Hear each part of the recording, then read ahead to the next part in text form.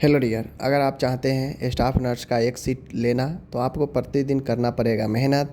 और जितने भी आपके पास समय मिल रहे हैं 2 से 2.5 महीने समय मिलेंगे एग्ज़ाम को लेकर, आप लोग इस समय में बेहतर से बेहतर कर सकते हैं। देखिए, मैं हकीकत बताऊं, आप लोग को अपने थ्योरी पर ज़्यादा फोकस करना चाहिए। आप अलग अलग चैनलों पर एमसीक्यू देखने से बेहतर है आप खुद से सेल्फ स्टडी करें, अच्छे से हर एक सब्जेक्ट का थ्योरी जो है कॉन्सेप्ट क्लियर करें। यही रीज़न है कि मैं सुबह डेली जो है 7 बजे कॉन्सेप्ट और थ्योरी का वीडियो लाने का निर्णय किया और डेली आ भी रहा। ये आपका 5वां नंबर का वीडियो है और सभी प्रकार के सभी सब्जेक्ट से कॉन्सेप्ट थ्योरी को लिया जाता है प्रतिदिन, जिससे आपके कॉन्सेप्ट और थ्योरी मजबूत हो, जिससे आपके सामने कोई भी क्वेश्चन आए किसी भी तरीका के आप सोच सके और आप उसे बना सकें। है अपना यहाँ पे देख सकते हैं। प्रश्न है, पहला प्रश्न है आपके सामने। प्रश्न क्या नोट्स है, ब्लीचिंग पाउडर क्या होता है? तो इसमें क्लोरीकृत चूना भी कहते हैं। ब्लीचिंग पाउडर जो होता है इसमें आपका क्लोरीन भी होता है और चूना भी होता है, इसीलिए इसे क्लोरीनीकृत, ठीक है, समझ गए ना, क्लोरीनीकृत चूना भी, क्लोरीनेटेड लाइम भी कहते हैं, समझ गए ब्लीचिंग पाउडर को। इसीलिए ब्लीचिंग पाउडर का इस्तेमाल जो है जल को शुद्धिकरण में किया जाता है। क्यों? क्योंकि इसमें लगभग 33% जो है आपके इस ब्लीचिंग पाउडर में 33% जो है क्लोरीन की मात्रा होती है। यही कारण है कि यह जो है जल को शुद्धिकरण में भी ब्लीचिंग पाउडर का इस्तेमाल किया जाता है। बाकी क्लोरीन तो इस्तेमाल होता ही है। एक अच्छी क्वालिटी वाले ब्लीचिंग पाउडर में लगभग 33%। देखिए, एक क्वेश्चन कैसे पूछता है कि आपके ब्लीचिंग पाउडर में क्लोरीन की मात्रा कितनी होती है, तो लगभग 33%, ठीक है। तो ये चीज़ें ध्यान में रखिएगा, समझ गए। तो इस प्रकार से आप लोग को समझ लीजिए, लगभग एक अच्छे क्वालिटी के अगर ब्लीचिंग पाउडर है तो उसमें 33% मात्रा जो है आपके क्लोरीन का होता है, समझ गए। आगे है, कहता है यहाँ पे स्पष्ट रूप से है कि ठोस bleaching powder, solid bleaching powder का उपयोग मुख्य रूप से वाटर सोर्स जैसे कुएं, पानी के टैंक आदि के डिसइंफेक्शन हेतु किया जाता है। आपको पता है कि क्लोरीन हो, ब्लीचिंग पाउडर हो, यह जो है पानी को शुद्ध करने के लिए किया जाता है। तो जो ब्लीचिंग पाउडर होता है इसका जो है बड़े पैमाने पर इस्तेमाल होता है, खासकर कुएँ के पानी, पानी के टैंक, समझ गए, आदि इन सभी सोर्सों को जो है डिसइंफेक्ट करने के लिए ब्लीचिंग पाउडर का उपयोग किया जाता है, समझ गए। तो ये क्वेश्चन आपसे पूछ सकता है, ठीक है।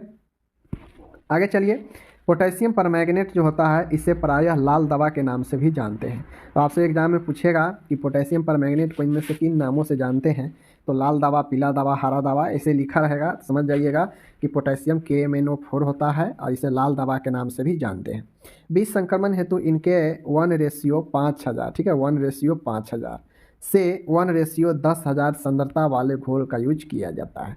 अगर आपको बीज संक्रमण करना हो, साफ सफाई करना हो, संक्रमण से मुक्त करना हो, तो इसका इस्तेमाल लगभग 1:5000 से 1:10,000 के सांद्रता वाले घोल का यूज जो है किया जाता है KMnO4 का, ठीक है। इसका KMnO4 पोटेशियम परमैंगनेट का इस्तेमाल कहाँ कहाँ किया जाता है आपके सामने में है। मुंह के सफाई के लिए, सींच बात के दौरान, समझ गए ना, ब्लेडर की सफाई यानी मूत्राशय के साफ करने हेतु। इसका उपयोग फल एवं सब्जियों को बीज संक्रमण हेतु भी बहुत कियात में किया जाता है, मतलब सबसे ज़्यादा किया जाता है। तो ये कुछ उपयोग है KMnO4 का, पोटेशियम परमैंगनेट का, ध्यान दीजिएगा, ठीक है। आगे चलिए, आगे है हाइड्रोजन पेरोक्साइड H2O2 एक ऑक्सीकारक एजेंट है, समझ गए, ऑक्सीडाइजिंग एजेंट है, जिसमें निम्न यूज होता है। यानी हाइड्रोजन पेरोक्साइड का यूज घाव की सफाई के लिए, समझ गए, घाव की सफाई में, घाव के सफाई में, मुंह के सफाई में हाइड्रोजन पेरोक्साइड H2O2 का इस्तेमाल किया जाता है। तो ये तो हो गया हाइड्रोजन पेरोक्साइड। अब आता है एस्पिरिन, ये सब रासायनिक है, समझ गए। ये सब बीज संक्रमण में उपयोग होने वाला आपके रासायनिक चीज़ सब है, ये सब पूछता है बार बार एग्जाम में, ठीक है ना, कम्युनिटी हेल्थ में ये सब पूछेगा। आगे है, एल्कोहल का 70% सांद्रता वाला घोल एक प्रभावी डिसइंफेक्ट होता है, इसे उपयोग निम्न है। एस्पिरिट का इस्तेमाल देख लीजिए, एल्कोहल का 70% अगर सांद्रता वाला घोल जो है या डिसइंफेक्ट होता है, इसके उपयोग निम्न है। घावों की सफाई के लिए एस्पिरिट का इस्तेमाल होता है, ठीक है, घाव के इस्तेमाल है तो, ठीक है। उसके बाद है उपकरणों को शीघ्रता से डिसइंफेक्ट, मतलब कोई सारे बहुत सारे उपकरण होते हैं उसको भी साफ करने के लिए। सर्जरी से पहले त्वचा को भी डिसइंफेक्ट करने के लिए, मतलब सर्जरी साइट को साफ करने के लिए भी स्पिरिट का इस्तेमाल होता है। IM तथा इंट्रावेन इंजेक्शन लगाने से पूर्व भी स्किन को साफ करने के लिए स्पिरिट का इस्तेमाल करते हैं। तो कहाँ कहाँ स्पिरिट का इस्तेमाल होता है जान गए? घाव के सफाई के लिए, उपकरण को साफ करने के लिए, सर्जरी साइट को साफ करने के लिए, IM और IV इंजेक्शन लगाने वाले साइट पे भी साफ किया जाता है। ठीक है, आगे देखिए। इसी प्रकार से एक आपका है यूरोसोल। यूसोल जो होता है, यूसोल 100 मिली पानी में इतना ग्राम ब्लीचिंग पाउडर तथा इतना ग्राम बोरिक एसिड का घोल होता है। इसका उपयोग इन्फेक्टेड बाउंड की सफाई करने में किया जाता है। ठीक है, तो ये चीज़ को ध्यान में रखिएगा कि यूसोल जो होता है, यूसोल जो है 100 मिली पानी में आपके इतना ग्राम ब्लीचिंग पाउडर तथा इतना जो ग्राम जो है बोरिक एसिड का घोल यूसोल होता है। ठीक है, जैसे 100 ml पानी है ना, तो इसमें इतना ग्राम ब्लीचिंग पाउडर और इतना ग्राम जो है आपके बोरिक एसिड होता है, समझ गए? यानी 25 ग्राम आपके यही दोनों हो जाता है, बाकी 75 ग्राम जो है आपके पानी रहते हैं। इसका उपयोग जो संक्रमित घाव होता है उसको साफ करने के लिए किया जाता है। बीटाडीन जो होता है यह आयोडीन से निर्मित यौगिक है, जिसका भी इस्तेमाल घाव को संक्रमण को साफ करने में किया जाता है। ठीक है, आगे चलिए। अब आता है आपका इम्पोर्टेंट चीज़ें, इम्पोर्टेंट जो आपको हमने कह रखा था। कहता है सामुदायिक स्वास्थ्य केंद्र का स्टाफ यानी CHC पर कौन कौन से स्टाफ होता है। खासकर माय डियर आप लोग को ये चीज़ ध्यान में रखिए, जो ज़्यादा की संख्या में है ना उसको ध्यान में रखिए, बाकी कोई भी पूछ देगा तो एक टिक मार दीजिएगा, हो जाएगा। जैसे देखिए, सफाई कर्मचारी 3 की संख्या में है, याद रखिए कि सफाई कर्मचारी CHC पर 3 होता है। 7 जो है आपके नर्स जो है 7 होते हैं, जिसमें नर्स मिडवाइफ, सामुदायिक स्वास्थ्य नर्स, समझ गए, श्रेणी 2 और श्रेणी 1 के नर्स 7, टोटल 7 नर्स होती है। ठीक है, बात करेगा चिकित्सक में तो 4 चिकित्सक होते हैं, एक शिशु रोग विशेषज्ञ, एक स्त्री रोग, एक सर्जन और एक मेडिसिन। कुल 4 डॉक्टर होते हैं, 7 नर्स होती है। ठीक है, और 3 जो है आपके क्या होते हैं, सफाई कर्मचारी होते हैं। ठीक है, इस चीज़ को ध्यान में रखिएगा। और यही 3 जो है ज़्यादा के संख्या में है, 7 3 10 14, तो यही मिला के कुल कर देता है। बाकी कोई भी जो है 1 के संख्या में, सब 1 के संख्या में। ठीक है, याद रखिएगा। रही बात टोटल की संख्या पूछेगा तो 25 होता है, समझ गए। वाहन होने पर ड्राइवर तथा मांगलिक, समझ गए, कार्य हेतु लिपिक रखा जाता है, तब जाके यह 25 जो है हो जाता है, समझ गए। यानी टोटल 25 होता है। ओके, CHC के बारे में समझ गए। आगे है यहाँ पे PHC के बारे में भी पूछा जाता है। अब PHC में ज़्यादा झंझट नहीं है। ठीक है, PHC में कुछ पूछेगा, सिर्फ चतुर्थ वर्गीय कर्मचारी 4 होता है। ठीक है ना, 4th ग्रेड का जो कर्मचारी होता है वह 4 होता है आपके PHC पर। ठीक है, बाकी सब जो है आपको 1-1 के संख्या में मिलेगा, सब 1-1 के संख्या में मिलेगा। ठीक है ना, तो आपको कोई भी इसमें से पूछ देगा तो सब में 1-1 मार दीजिएगा, सिवाय किसके, सिवाय जो है आपको चतुर्थ वर्गीय कर्मचारी, वो 4 में होता है, बाकी सब 1-1 होता है। ठीक है, और PHC को हैंडल कौन करता है, PHC को हैंडल करता है आपका MO जो होते हैं मेडिकल ऑफिसर, वो जो है आपका हैंडल करता है, वो उसके देख रेख में जो है मैनेज होता है। ठीक है, बाकी एक नर्स होती है और एक ANM कार्यकर्ता भी यहाँ पे रहती है, फार्मासिस्ट भी होता है, समझ गए ना, और एक पुरुष स्वास्थ्य सहायक भी और एक महिला स्वास्थ्य सहायक भी रहती है, समझ गए। तो ये चीज़ को आप लोग समझ गए। चलिए, तो PHC का भी स्टाफ पैटर्न समझ गए। चलिए आगे चलिए। टोटल की बात करेगा तो आपके सामने है, टोटल 15 होता है। ठीक है, टोटल स्टाफ की बात करेगा कंप्लीट तो 15 होगा। और ऐसे में अगर आपसे अब क्वेश्चन पूछे कि सबसे ज़्यादा PHC पर कौन जो है स्टाफ होता है संख्या में, तो वह चतुर्थ वर्गीय कर्मचारी जो कि 4 के संख्या में, बाकी सब 1-1 के संख्या में। ठीक है, आगे चलिए। सबसे पहले आपको क्या याद रखना है, ये प्रश्न मैं क्यों लाया हूँ, तो माय डियर ये प्रश्न मैं इसीलिए लाया हूँ, हो सकता है आपके एग्जाम में पूछ ले घुमा के प्रश्न कि element of primary health care, primary स्वास्थ्य देखभाल के कितने तत्व होते हैं। तो सबसे एक फिक्स तत्व होता है। सबसे पहले आपको ये दिमाग में बैठा लेना है कि प्राइमरी हेल्थ केयर के कुल 8 तत्व होते हैं। कितने तत्व होते हैं, कुल 8 तत्व होते हैं। ठीक है, कुल 8 तत्व होते हैं। 8 तत्व में मान गए आपके पूछ देगा कि निम्न में से प्राथमिक स्वास्थ्य देखभाल में कौन एक जो है प्राथमिक स्वास्थ्य देखभाल का तत्व नहीं है। तो इन 8 में से 3 का एक दे देगा और एक ऐसा दे देगा जो उसमें से नहीं रहेगा इसका तत्व। ठीक है, तो आपको बताना है। जैसे प्राइमरी हेल्थ केयर का एक तत्व है आपका स्वास्थ्य शिक्षा, समझ गए, यहाँ पे स्वास्थ्य शिक्षा दिया जाता है, समझ गए। यहाँ पे खाद्य आपूर्ति एवं उपयुक्त पोषण को प्रोत्साहन किया जाता है। यहाँ पे सुरक्षित जल की पर्याप्त जो है आपूर्ति एवं आधारभूत स्वच्छता की बात होती है। मातृ एवं शिशु स्वास्थ्य देखभाल एवं परिवार नियोजन, मुख्य संक्रामक बीमारियों के विरुद्ध टीकाकरण किया जाता है। स्थानीय बीमारी की रोकथाम एवं नियंत्रण किया जाता है, समान रोगों की चोटों का उपयुक्त उपचार किया जाता है, अति आवश्यक दवाइयों की उपलब्धता यहाँ पे होती है। ठीक है, तो यह कुल 8 याद रखिएगा आप लोग, इसको एक बार 2 बार पढ़िएगा तो दिमाग में आ जाएगा। ठीक है, इसको रटना नहीं है, समझ गए। आगे चलिए, अब देखिए ज़्यादा अगर क्वेश्चन को आपको इधर से उधर करेगा, फंसाएगा, तो आपको मिड डे मील प्रोग्राम जो होता है ना, मध्याह्न भोजन वाला, उसमें बच्चा को ये जो है अनाज, दाल, तेल, वसा, पत्तेदार सब्जी, अन्य सब्जियाँ, ये सब जो है आपको दिया जाता है। कौन किस मात्रा में दिया जाता है ये पूछ सकता है, समझ गए ना। अगर ज़्यादा अंदर फंसाएगा क्वेश्चन तो ऐसे ही क्वेश्चन पूछता है, समझ गए। इस कार्यक्रम के अंतर्गत प्रतिदिन परोसे जाने वाला भोजन का मॉड्यूल निम्न प्रकार से है, यानी मिड डे मील प्रोग्राम जो है उसमें इतना मात्रा में भोजन जो है ये सब चीज़ दिया जाता है, शामिल किया जाता है। अब मान गए आपको एग्जाम में कैसे पूछेगा, एग्जाम में कह देगा कि मिड डे मील प्रोग्राम में बच्चों को दिए जाने वाले भोजन में पत्तेदार सब्जियां की मात्रा जो है कितना शामिल किया जाता है, इस प्रकार से पूछ देगा, 4 ऑप्शन दे देगा, तो फिर वहाँ पे फंस जाइएगा। ठीक है, या कह देगा कि दाल की मात्रा कितना दिया जाता है मिड डे मील प्रोग्राम में, बच्चे को खाने में दाल की मात्रा कितनी होती है, तो 30 ग्राम प्रति बालक, समझ गए। तो ये सारे चीज़ें याद रखना पड़ता है, समझ गए। तो चलिए पढ़ लीजिए इसको।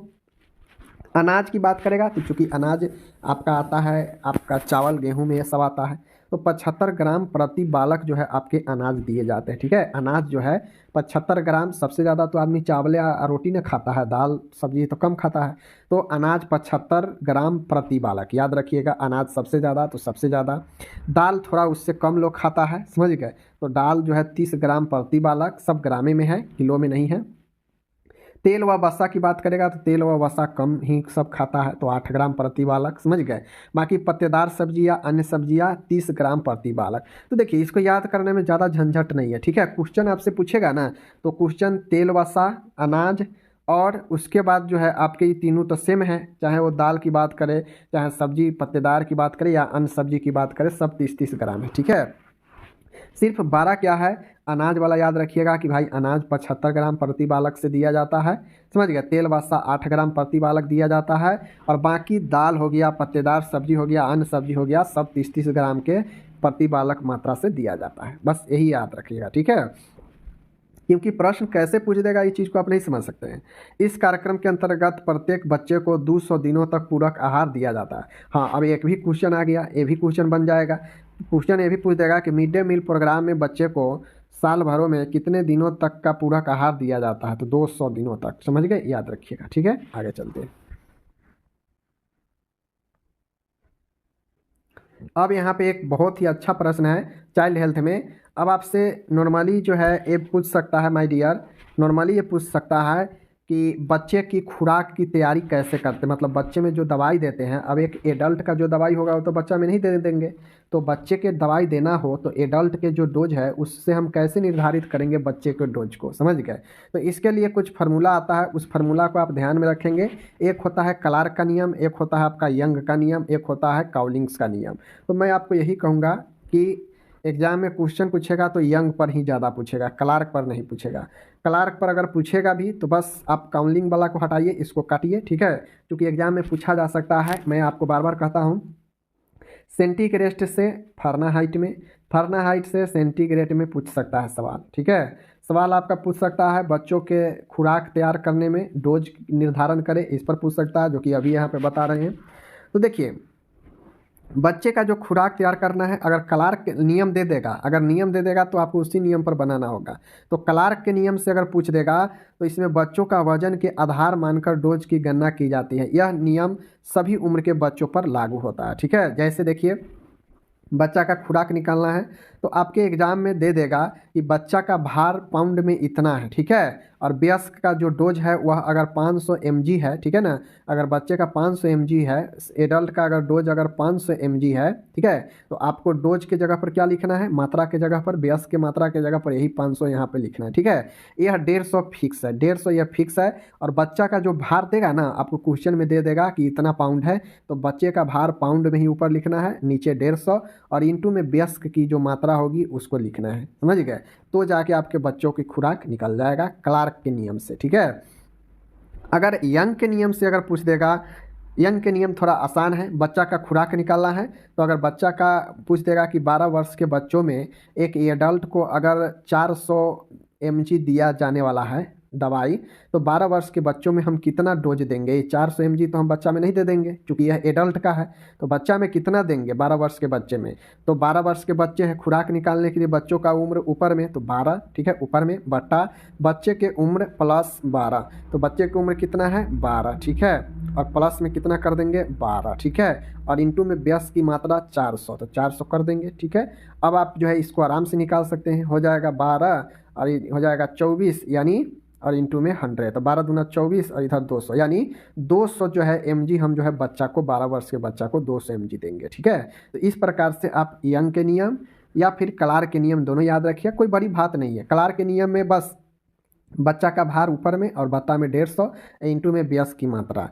यंग के नियम से बच्चा का उम्र एज में, ठीक है, एज में ऊपर में भार की बात होगा, क्लार्क में भार की बात होगा, जबकि यंग के नियम में बच्चे के उम्र की बात होती है, ठीक है। तो यंग के नियम से पूछे तो बच्चे की उम्र ऊपर में लिखना है, बट्टा में बच्चे की उम्र प्लस में 12 और इंटू में व्यस्त की मात्रा यहाँ भी, ठीक है। और अगर क्लार्क के नियम से पूछे तो बच्चे का भार होगा वो भी पाउंड में, बट्टा में 150, ठीक है। और क्वेश्चन ऐसे भी पूछ सकता है, देखिए फंसाने के लिए कहेगा कि बच्चे के ड्रग का निर्धारण क्लार्क के किस बेस पर होता है? तो क्लार्क के नियम के वजन के आधार पर होता है, समझ गए ना। क्लार्क का जो नियम है वजन के आधार पर है, यंग का जो नियम है वह उम्र के आधार पर है, ठीक है, ड्रग का निर्धारण करता है। तो ऐसे में याद रखिएगा, प्रश्न आपसे नहीं छूटेगा, ठीक है। आगे चलिए, अब देखिए ये जो मैं आपको टीबी के लिए जो दवाइयाँ लेकर आया हूँ, मैं आपको ये पांचों दवाई याद रखना पड़ेगा, ठीक है। पांचों दवाई कैसे, इसका डोज छोड़ दीजिए, डोज नहीं याद रखिए।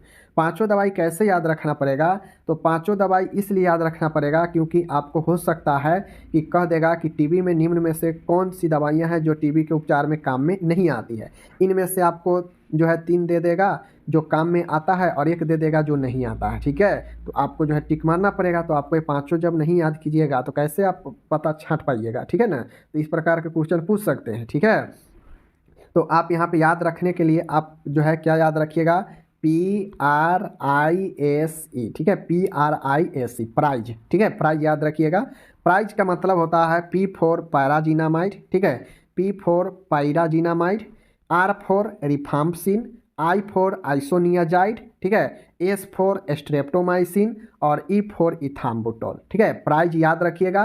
प्राइज यह जो है टीबी वाले रोगों को दिया जाने वाला यह एंटीबायोटिक थेरेपी है, दवाई है, ठीक है, जो कि प्राइज से सूचित कीजिएगा, आसान तरीका होगा याद करने। P फॉर पैराजीनामाइड, देख लीजिए pyrazinamide, R for rifampicin, I for isoniazid, ठीक है, S फॉर स्ट्रेप्टोमाइसिन और E फॉर इथाम्बुटोल। ये पांचों दवाई जो है आपके टीबी में उपचार में काम में आता है, ठीक है। अगर इनके अलावा कोई ऑप्शन में देगा तो वही जो है नहीं रहेगा इसका, ठीक है। आगे चलिए, तो ये चीज़ें हो गया, आगे हम लोग चलते।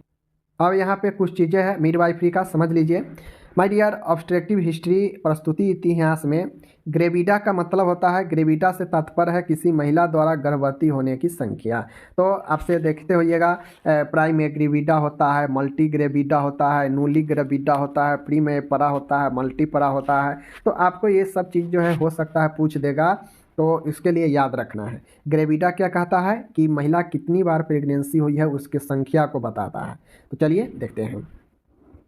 तो प्राइमेग्रेविडा, प्राइमेग्रेविडा का मतलब होता है महिला जो प्रथम बार गर्भवती हुई हो, प्राइमेग्रेविडी कहलाती है, ठीक है। जो महिला प्रथम बार, मतलब एग्जाम्पल के समझिए कि शादी हुआ 2 साल 4 साल के बाद, अगर वो महिला प्रथम बार गर्भवती हुई है तो उसे प्राइमी ग्रेविडा कहते हैं, ठीक है। प्राइमी मतलब फर्स्ट, प्राथमिक यानी पहला गर्भवती, ठीक है।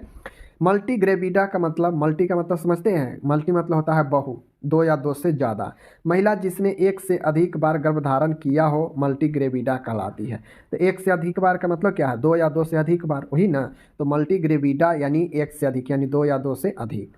अगर कोई महिला 2 बार या 2 से अधिक बार गर्भवती रह चुकी है तो वह मल्टी ग्रेविडा में आती है, ठीक है।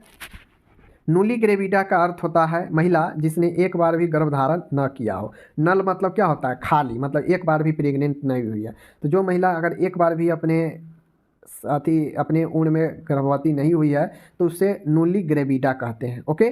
पैरा का मतलब क्या होता है, गर्भधारण की संख्या जिनमें गर्भस्थ शिशु विएबल पीरियड तक पहुंचने के बाद जन्म लेता है उसे पैरा कहते हैं, ठीक है। जैसे प्राइमी परा, महिला जो एक भ्रूण को जन्म देती है जिसने वियाबिलिटी काल को पूरा कर लिया हो, तो प्राइमी पीरा होता है।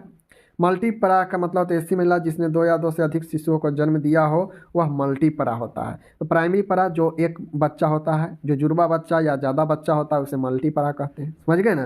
तो ये चीज़ को आप लोग समझ गए। आगे